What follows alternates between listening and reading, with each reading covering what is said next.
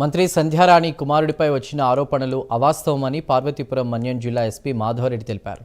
Triveni Saluru municipal ఉద్యోగి దేవిశ్రీ కలిసి ఆడిన ఓ నాటకమని అన్నారు. మంత్రి పిఏ సతీష్ ఆమె కుమారుడిపై చేసిన ఆరోపణలన్నీ కల్పితమన్నారు. వారి పేర్లతో వాట్సాప్ క్రియేట్ చేసి చాటింగ్ చేసినట్లు అసత్య ప్రచారాన్ని వైరల్ చేశారని అన్నారు.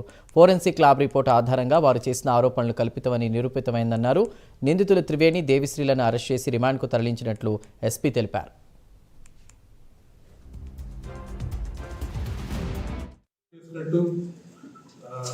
సతీష్ అనే వ్యక్తి మరియు మినిస్టర్ గారి అబ్బాయి కూడా చాట్ చేసినట్టు ఈ మహిళ మీడియా ముందుకు రావడం జరిగింది.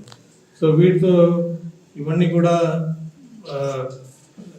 ఎవిడెన్స్గా కన్సిడర్ చేసుకుని ఈ కంప్లైంట్ నిజాలనేసి నమ్మేసి సో మీడియాలో బాగా severe damage and defamation to మంత్రి గారు అండ్ మంత్రి గారి ఇవంతా కూడా ఫేక్ న్యూస్ అనేసి స్ట్రాంగ్గా డినే చేస్తూ వీటి మీద కూడా చర్యలు తీసుకోవాలి, ఫేర్ ఇన్వెస్టిగేషన్ చేయండి అనేసి దీని కౌంటర్ కంప్లైంట్ కూడా ఇవ్వడం జరిగింది. బోత్ కేసెస్ సాలూరు టౌన్ పిఎస్లో రిజిస్టర్ చేసి పోలీసు మేము ఇన్వెస్టిగేషన్ ఈ నేరాలకు గాను ముద్దాయి Chapa Devi Prasad working junior assistant in Saluru municipal office, అలాగే రెండో ముద్దాయి Bora Triveni office subordinate MPDO office.